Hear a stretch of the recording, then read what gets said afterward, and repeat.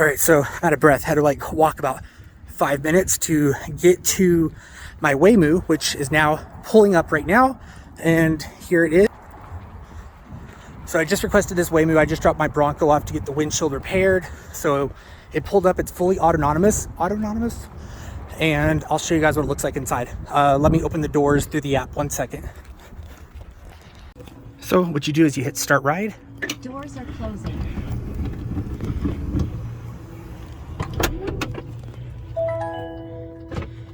And here we go. Heading to the Laurel Apartments. Please make sure your seatbelt is fastened. Oh, let me put on my seatbelt. Okay, well, the seatbelt doesn't work because there's no latch on it from where I'm sitting, but as you can see, the car is driving itself. Let's turn it this way. And it's deciding to flip a bitch. Oh, never mind. Guess it's not. I don't know why it went in that little turnabout.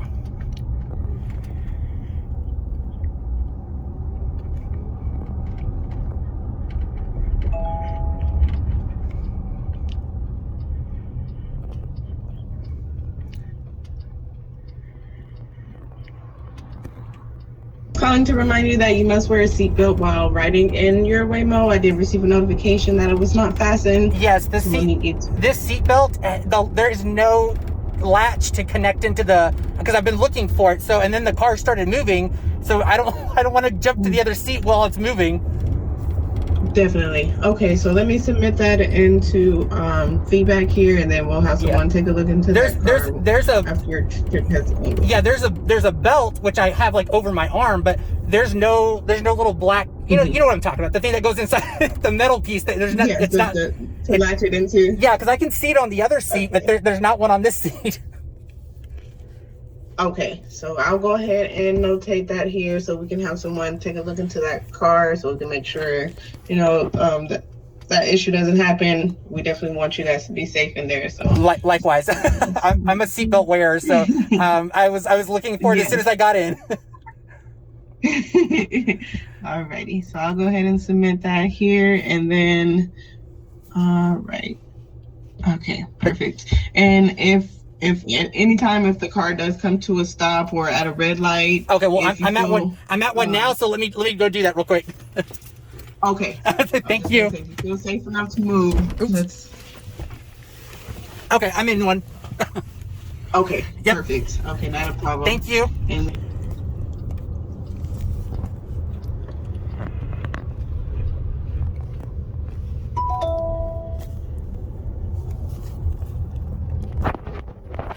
so I had to move seats because this one doesn't have a seat belt, and it connected to their customer service support, which they will alert. I can get notification that you're not wearing your seatbelt, so they make you move seats so you can do so.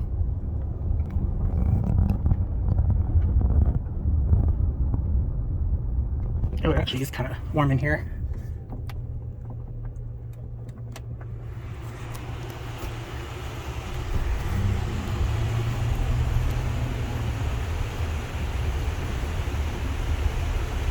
And I have no idea where this car is taking me, because it's definitely not going the same way I would, which is just straight down Arizona Avenue. But I think that's outside of their driving zone, so it has to go through the neighborhood in order to get to my place.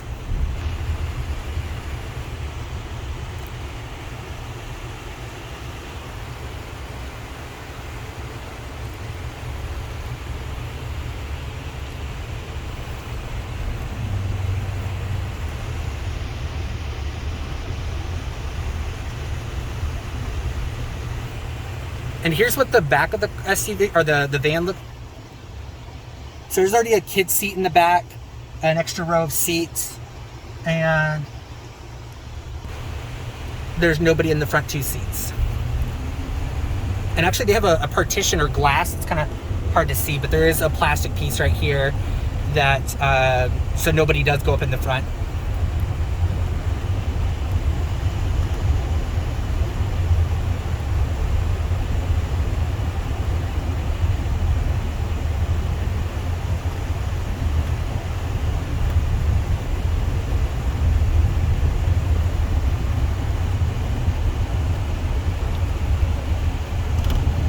And I'll say that the Waymus are very precautionary. Oh, look, see, it was a yellow light and it just sped right through it. They brake quite a bit. They like to tap. They like to tap the brake quite a bit, and they make movements as far as changing lanes or staying in their lane. They're very rough, I would say, or they're not a smooth transition from one lane to the other. It's abrupt. It's okay, we're going to the left lane, we're going to the right lane, and they just do it. They make the turns really sharp.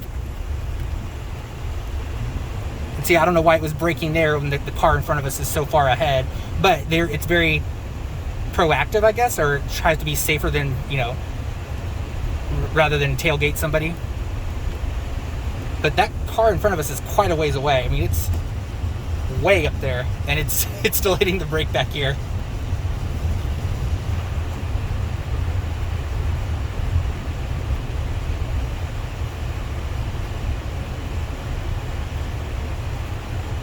Still says I have 13 minutes until I get home.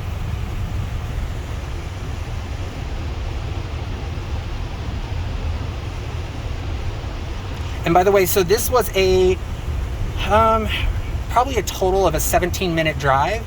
I chose the Weimu just because, one, I feel it's safer due to COVID, not being in somebody else's vehicle.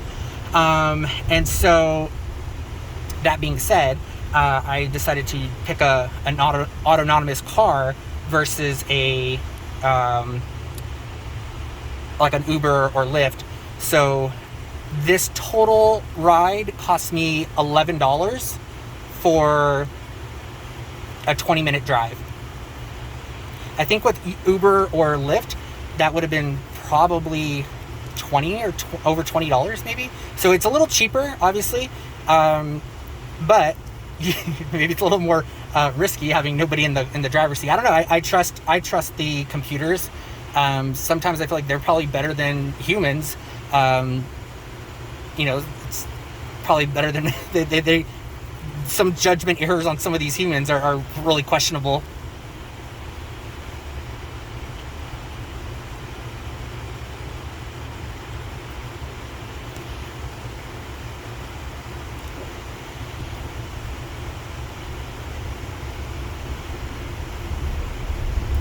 Here's what the screen looks like, so you guys can see it picks up every car, person. It can tell the size of the vehicles.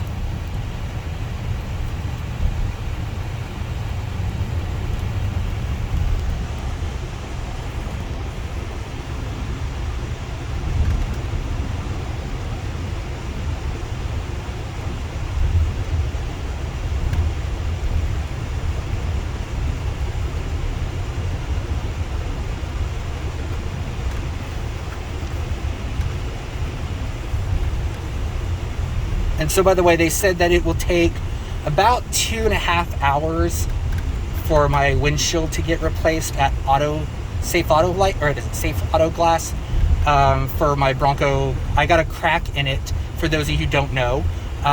Within the first 3 or 4 days of me having it, I drove on the highway and cracked my windshield from a rock on the highway. Here in Arizona, we get a lot of rocks on the highways, and it is... Some insurances require you to have windshield replacement, which USAA does.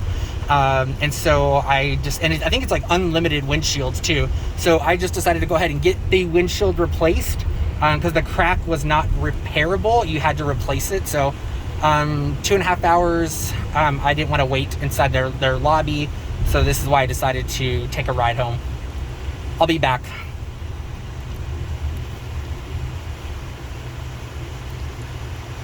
I'm not sure if I'll take a Weimu back. Actually, you know what I'll do? I'll take an Uber or Lyft back just to compare the price and the time it takes as well. Because like I said, this one doesn't go the direct way. It has to go through the neighborhood. So I'm going to see how long it takes for Uber or Lyft to get me back there and the difference in cost and time.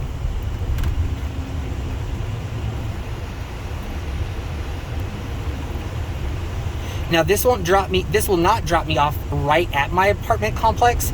It will drop me off across the street because Waymus only can drop off and pick up in designated areas. So as I was saying at the beginning of my video, you do have to sometimes walk to one in order to get to one. So like I was out of breath when I first started, because it was probably about a 5-minute, 2 blocks away around the corner in a neighborhood that I had to walk to from the auto place in order for me to get this ride.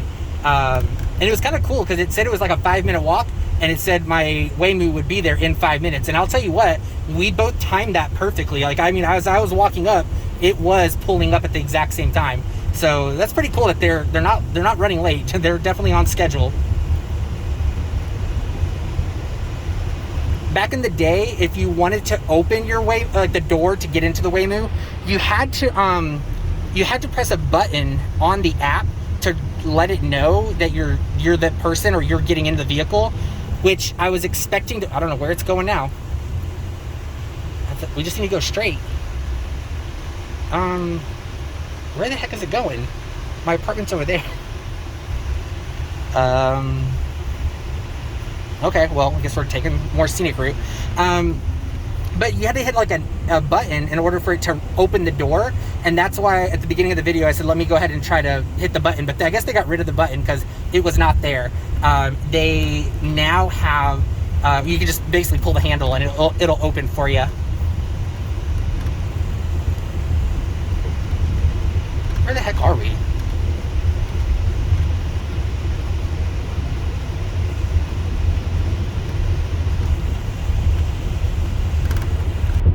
And one thing I did not get when I first got in the vehicle, which I thought was kind of cool, is that when you do open the door, it actually greets you and it says your name. It says welcome, and then it says your name, which I thought was, I didn't get that on, I don't think I got that on camera, because I was too busy getting in. But it's kind of cool, because you know if that's your Weimu, especially if you're in a more densely populated area, you'll know that that's your vehicle and not somebody else's, because it's going to greet you by name to let you know if that's your ride or not. So I thought that was kind of neat, because I know that's kind of like an issue with like Ubers and Lyfts, where other people are getting into other people's cars, and that's how people get hurt or kidnapped, I've seen on the news. So at least this way, well, I guess nobody's kidnapping you in an autonomous vehicle, unless Google wants to kidnap you. I don't know.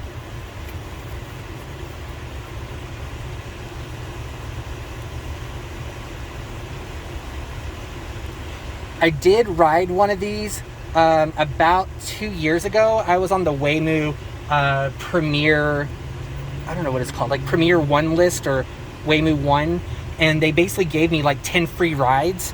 So I could go anywhere in this area for free. And I took a couple of my friends. We went to like a couple restaurants. We went to Starbucks just to test it out. And it was cool. I didn't read the fine print. I didn't realize you're not allowed to bring guests when you're a Premier driver. And it was free because it was still in like the beta testing phase. And I brought 2 friends with me, and we were not supposed to record or videotape while we were in the Weimu. And we all did that. So we broke every rule, but I didn't know until way later that that those were the rules, and I was like worried. I was like, oh crap. I was like, Google's gonna go into my stuff and like be all, you know, like hack into my computer or my cell phone and delete all these videos. I did not post, we weren't allowed to post anything to social media about those videos or photos. That's restricted. So I didn't know any of that. I never posted anything. I never even uploaded the videos. I still have them from like 2 or 3 years ago, but I never did anything with them because of those rules. I wouldn't have recorded if I had known. But like, I don't ever read fine print on anything. I need to get better about that. Oh crap, it's really jerky.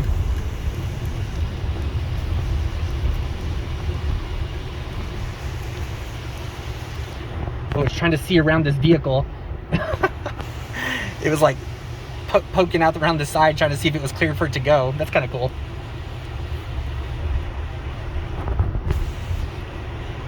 Oh, those people were staring at it. The people definitely stare when you're in one of these because there's nobody in the driver's seat driving you.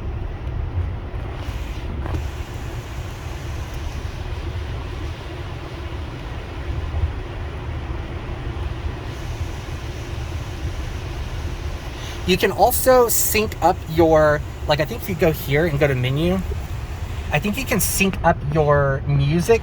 Yeah, there's music right there. You can sync up your music and everything from your phone up to these screens.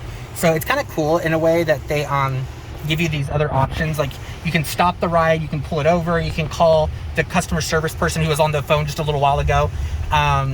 They offer a bunch of features that you can, basically feel like you're still in control of the vehicle.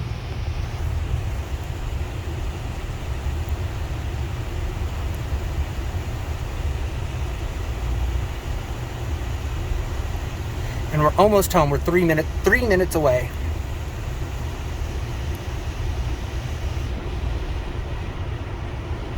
And I think the designated area for this to drop me off in is a parking lot across the street. There's a church parking lot across the street from my complex, and I believe that's where it's supposed to drop me off at. I think it tries to prevent dropping you off or picking you up in highly populated or busy intersections or roads, obviously, because it's safer for it to pull over and detect when it can come and go easier if there's nobody around. And also it's safer for the person to get out.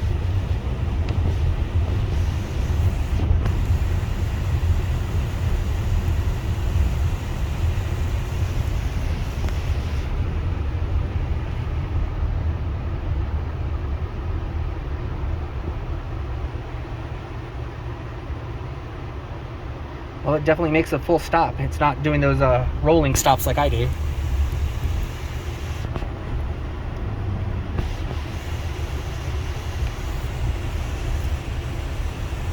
All right, I think we're just one, maybe two more lights away, and we'll be home.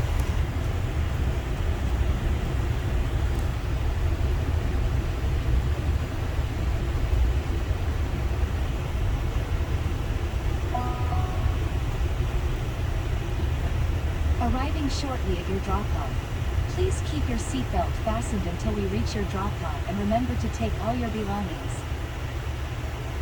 Yes, there's the parking lot that it's going to drop me off in right there on the corner, and then I just got to walk across the street to my complex, which is over there.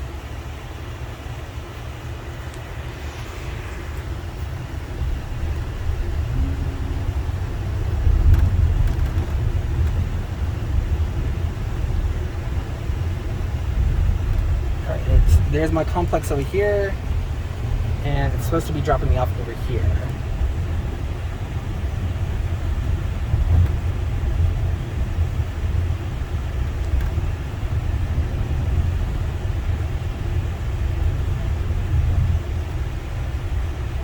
There's my entrance right there to my place, and it's pulling me over right here. So it's not too far of a walk.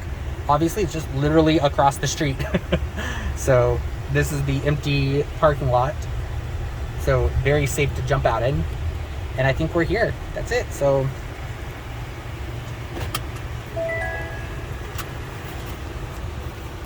We've arrived. Please check your surroundings before exiting the vehicle, and remember to close the doors after you exit.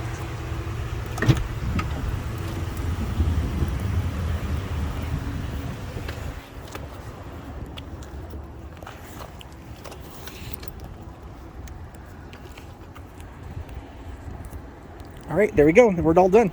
And now I just got to walk across the street to my place. So not too bad, not too shabby, from there to there.